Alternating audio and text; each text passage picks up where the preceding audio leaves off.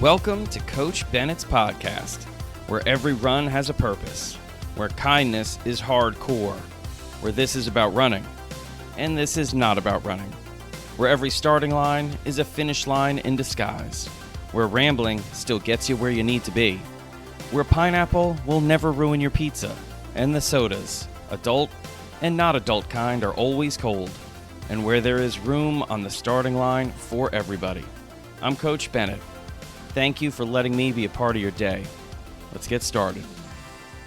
Welcome to episode 122 of Coach Bennett's podcast. That's right, episode 122. And I'll tell you what, this one is called On the Starting Line. And I'm sure you can imagine who inspired this. It was all of you. It was all of you that have inspired this episode. You have inspired almost all the episodes. Seriously. Which makes my life very easy because I'm like, what should I talk about this week? And then I just look and see what all of you are talking to me about, and I go, well, let's just talk about that. So we're going to talk about the starting line. And this goes back a few weeks ago. I was in Berlin for the Berlin Marathon, and then just a couple days ago, I was in Portland for the Portland Marathon and the Portland Half Marathon and the Portland 10K and the Portland Kids Mile. And now, yes, I'm recording this in a hotel room, so you know it's going to be a straight banger, in Chicago, a few days away from the Chicago Marathon.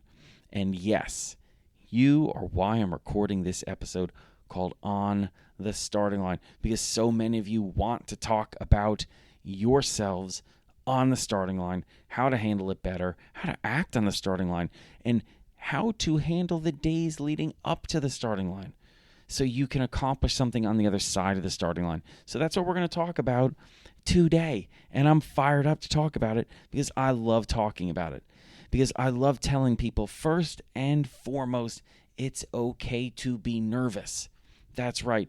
It's okay to be nervous. So many of you tell me, and it's not just the people that say, hey, this is the first time I'm running this race distance, or this is the first time my training has gone really well, or my training has not gone that well, and I'm nervous. There are an infinite variety of reasons for you to be nervous. And I think it's important just to think about what being nervous means. So what is nervous? I mean, if you go to the dictionary, it says easily agitated or alarmed, tending to be anxious.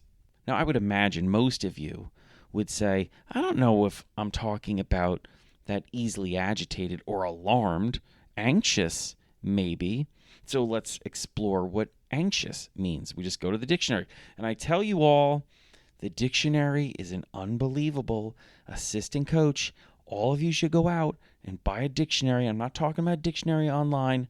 I'm talking about an actual physical dictionary. Because a couple things will happen. One, you will use it. And you'll use it in weird, bizarre situations. I mean, I think probably the one that happens the most, and I know this is going to sound weird, but I think you should keep it in the bathroom. Because when you go into the bathroom, if you don't have something to read, and by the way, don't bring your phones into the bathroom all the time, all right? This is good for your soul. Leave your phone out of the bathroom some of the time. I'm not saying you have to leave it out of the bathroom all the time, but every time you go to use the bathroom, you don't have to bring your phone. Ideally, you bring a book. But you know what happens if you don't have your phone and you don't have a book? You start reading random things like, what are the ingredients in soap? And that gets boring really fast. You realize I did not pay attention in chemistry, and as a result, I didn't take more chemistry classes, so now I have no idea what's in the soap, but I'm going to just do a leap of faith and assume this soap is cleaning my hands. But let's get back on track here. My point is, leave the dictionary in the bathroom, and guess what you'll do? You'll read the dictionary, and what you'll find are just all sorts of amazing little truths, like anxious is defined as experiencing worry, unease, or nervousness, typically about an imminent event or, here's the best part, something with an uncertain outcome. And I tell you all the time, the only thing that's guaranteed on the other side of a starting line is that there are no guarantees. So yes, being nervous or anxious is normal. It's natural. Because there are no guarantees on the other side of a starting line. There are only uncertain outcomes waiting for you on the other side of the starting line until they become certain outcomes. So, yes, are you nervous? Sure. Are you anxious? Probably. You have a reason to be those things because you're on a starting line. And I'll tell you what, you should be proud of yourself for putting yourself in this situation. You don't have to be in this situation. You don't have to sign up for a race. You don't have to go for a run. But you put yourself in that position. And it takes courage to face an uncertain outcome. So I just want to reiterate, it's okay to be nervous because it's natural to be nervous. It's normal to be nervous in this situation. Just remember why you're nervous. And I'll tell you what, you're going to find strength there. Because what you're going to realize is you're nervous because this matters to you. Being nervous means you care. That's a good thing. That's never a bad thing. You care about this. You put time and effort into this. You trained for this. This matters to you. And you want the outcome to be positive. You want to reach your goals. You want to handle the struggle. You want to get through the tough parts. You want your strategy to unfold the way you hope it will. You want to play with great tactics. You want to achieve your goals. So, yeah, you're nervous because, again, none of those things are guaranteed. They're wants. You've trained for it. You're in a position to accomplish them, you hope. Now, granted, there are variables like weather and pacing and all sorts of things. But the key here is to first and foremost acknowledge it's okay to be nervous. And then think about why you're nervous. And I'll tell you what, if you just do this simple exercise, you're going to feel less nervous. You're going to feel less anxious, most likely, because you're not fighting it. A lot of times the nerves increase because you think the nerves need to go away. They don't need to go away. You just don't want them to hinder what you're trying to do. They're just acknowledging that this matters to you. That's never a bad thing. So don't fight them. Embrace them. Those butterflies that you're feeling in your chest, they're part of the reason why you're doing this. One of the reasons why we race is because we want the unknown. We want to take on the challenge of the challenge. And with that comes the butterflies, which is a great reminder that you're alive and you're trying to do something extraordinary, which makes you extraordinary. So don't shoo the butterflies away. Let them dance around and let them remind you that you're doing something awfully badass. All right? Next, take some time there on the starting line to look back. Now, I rarely get to tell athletes to look back. Usually when I'm wishing somebody a happy birthday, I tell them to look back. And the reason why I don't normally get to tell people to look back is because as a running coach, well, it doesn't make sense to tell you to do that because it slows you down and it's dangerous. You can't see where you're going. But on the starting line, you've got some time. You've got some grace to take a look back. And I mean it literally and figuratively, but I mostly mean it figuratively, okay? And what I want you to do is think about everything you did to get there. I want you to think about all the starting lines you crossed to get there. I want you to think about the different runs that you had to do to get there. I want you to think about all the minutes, the meters, the miles. I want you to think about the breakthroughs you had. I want you to think about the struggle. Yes, the struggle you had to get there. The stumbles that you had to get through to get there. I want you to think about the setbacks you had to get through to get there. Sickness, injury. I want you to think about the life you needed to live to get to this part of your life that you're living. I want you to take the time to look back. Then I want you to look ahead. That's what's next. But I'll tell you what, it's the athlete that got through all of those things that got you here. That athlete's pretty impressive. If you give yourself the opportunity to be impressed by that athlete. But a lot of times what we think about on the starting line is not what we've done to get there. It's all the things we haven't done. And then suddenly we start to chip away at all that earned confidence. Because I'll tell you what, if you take the time to think about what you've done, you're going to realize you have confidence. You earned it because of all the things you got through. Remember, confidence isn't believing I can do something. Confidence comes from the acknowledgement and the appreciation of the accomplishments and achievements you've already done, earned. It's respecting who you are and what you've done. That's what gives you the confidence in who you are and what you're trying to do. That's where you need to take the time to look back and realize, yes, I'm going to own my fitness. I'm going to own my training. I'm going to own what I've done, and I'm going to bring that to the starting line. You can't bring what you haven't done to the starting line. What you haven't done plays no part in what you can do on the other side of the starting line. The only thing you can do by focusing on what you haven't done is chip away at your confidence, is make you feel lesser than you really are. That will not help you achieve what you want to achieve. So don't waste time. Don't waste energy thinking about what you haven't done. Focus on what you've done. Remember, it's what you've done that can help you do what you want to do. And that's where your confidence comes from. That's also, from a coaching perspective, how we come up with a racing plan. We don't come up with a racing plan based on what you haven't done. We come up with a racing plan based on what you have done. And that's where you should focus too. All right? The other thing is, when you're looking ahead at whatever the distance is, whatever the circumstances are, it's going to be ahead of you where you're going to find motivation. What do you see out there? And really think about it. Again, we're talking figuratively here, so I don't want you to look at it and be like, I see trees. But trees are great. I love trees. We need more trees. I'm saying, what do you see out there? Let's pretend this is your first 10K race. What is in front of you? Well, it's the opportunity to challenge yourself. Okay, that should motivate you. There's an opportunity to come face to face with struggling, because I'll tell you what, if you try your best, at some point you will struggle.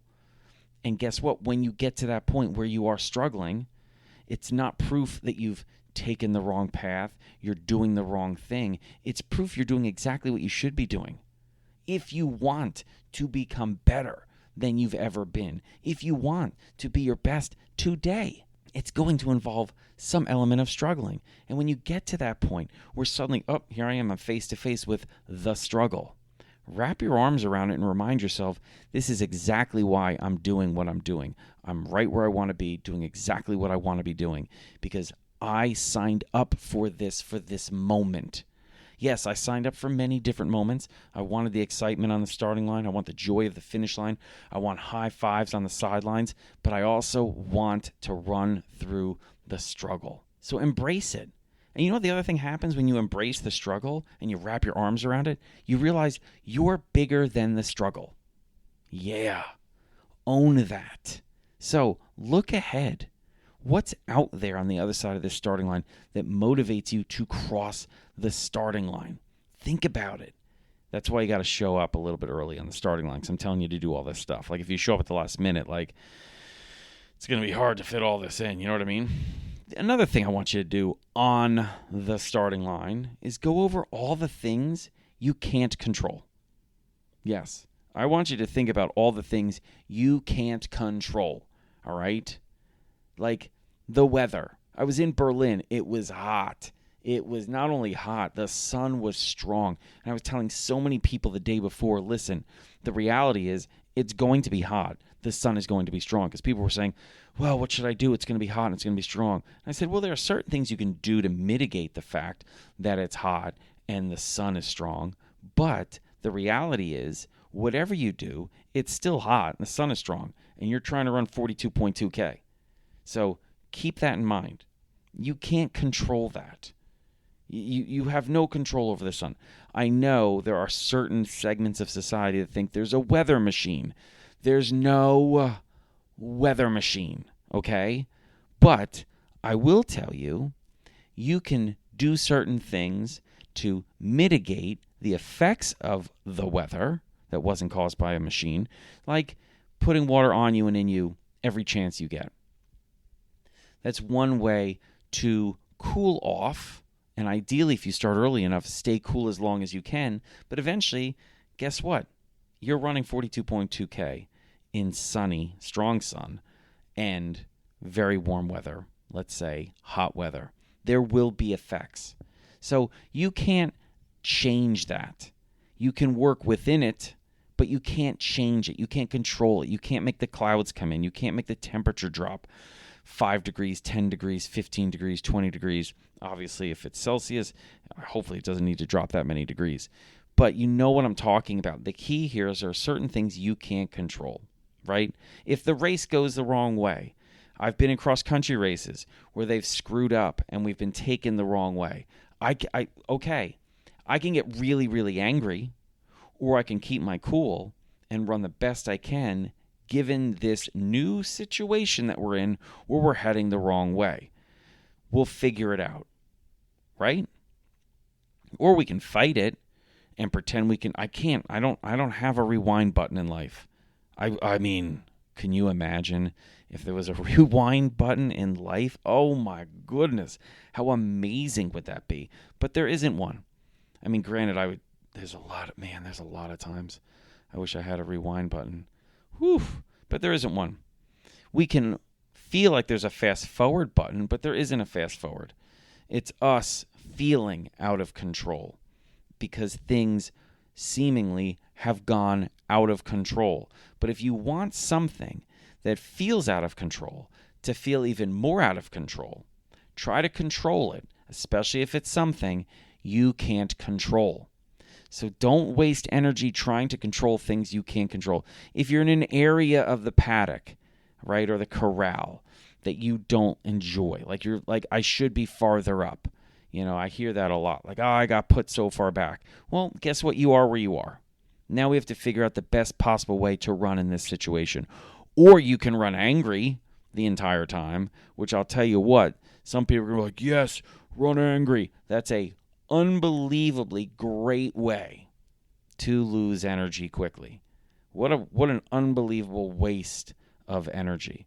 What you should do is just realize, okay, the worst thing I can do is fight this. There will be openings. It's going to take some time. I'm going to stay in control, and I'm going to run the best race I can given this condition that I have no control over, but I am in. I'm buried in a corral that I shouldn't be in. It happens. I've been in heats I shouldn't have been in. I've been in heats that I was way too fast to be in, and I've been in heats where I was not deserving to be in that heat. It happens. Can you race your best in all of these different situations? And if you do learn how to race your best in all of these different situations, some which are good situations, some which are not so good situations, what you're going to find is when you are in a situation that is really beneficial to you, the weather's good, the pacing's good, the field is good, you are going to run really, really well. But first, have that conversation with what can I control, what can I not control? Then have a conversation about what you can control. And some of this is going to be born out of that conversation with yourself about what you can control. You can control your effort. You can control your mindset. You can control how you adjust. You can control how great of a teammate you are to yourself.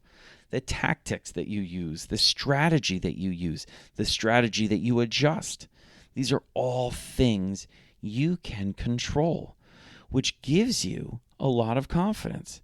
Because every single race, no matter what the context is, it's really hot, it's really cold, it's really windy, I'm in the wrong corral, the pacing's weird.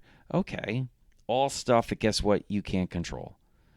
But there's a long list of things you can control that can help you run a great race. And like I just said, if you can continue to race your best, which again doesn't always mean your fastest time, because I bet if you really think about it, if you're someone who's raced enough, you probably realize your best races don't always end with your fastest time. And if you race long enough, what you're going to find is the overwhelming majority of your best races were not your fastest races.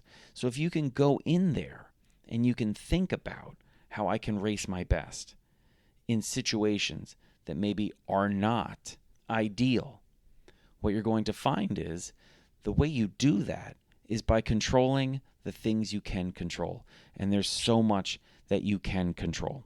Another thing which I think is really important on the starting line, like for me, which was something that really calmed me down, which actually really relaxed me, was remembering that this is a sport. All right? It's not a job. It's not a test. It's a sport. It's a game. It's a form of play. That's what it is. It's a safe environment to really fail.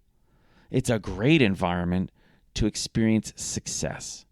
It's a place where you can go out there and really challenge yourself. You can come up short against the goal you had set and realize that you actually far surpassed it in so many other ways. But it's a sport. It's meant to be fun. It's supposed to be a game. Now, some people will hear this and they'll say, no. If you think that way, you don't take it serious enough, which I think is complete malarkey, which is a very polite way of saying it's total BS. It's crap. It's not true. You will compete better. You will have stronger results. You will survive longer in this sport if you have fun, if you enjoy it, if you play it. So yes, you can play tennis, you can play soccer, you can play basketball. The greatest athletes across the globe played those sports. The key word here, played those sports. Do you think it should be different for running? No, you should play running. So remember, when you're on the starting line, especially with a race, it's the ultimate way to play our sport, is to race. And you don't need to be racing other people. You can race yourself. You don't need to set course. You can race anywhere. It doesn't need to be marked. It doesn't need to be measured. You can just play. You don't need a full basketball court to play basketball. You don't need a lined pitch to play global football. You just figure out a way to play. So when you're on that starting line, it's your playground. Play running. Have fun. And yes, you can be serious about having fun.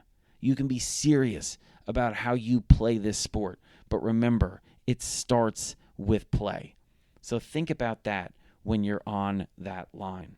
And when you're on that line, this is one of my favorite parts about it.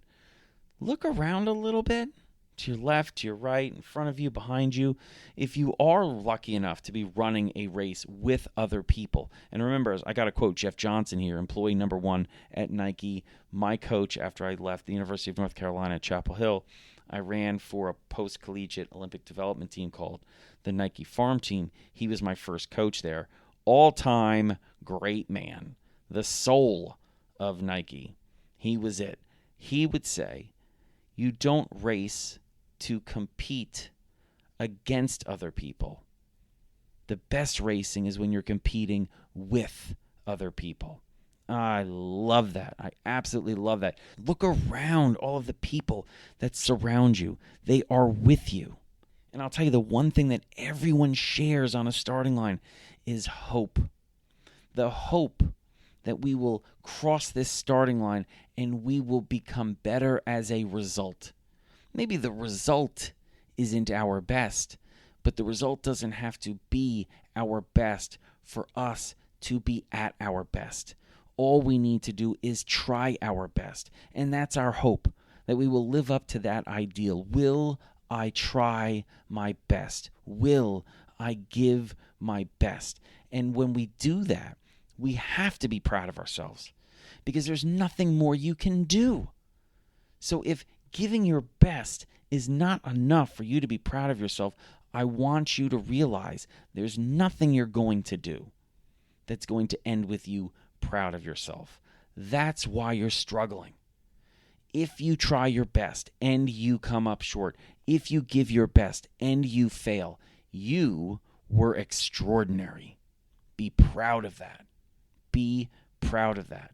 And that's why I love starting lines, because of all of the hope that is there. It should really just be called the hope line, because that's what it's all about. So, look around. Be inspired by the people around you. Be motivated by the people around you, and know they're inspired by you. They're motivated by you.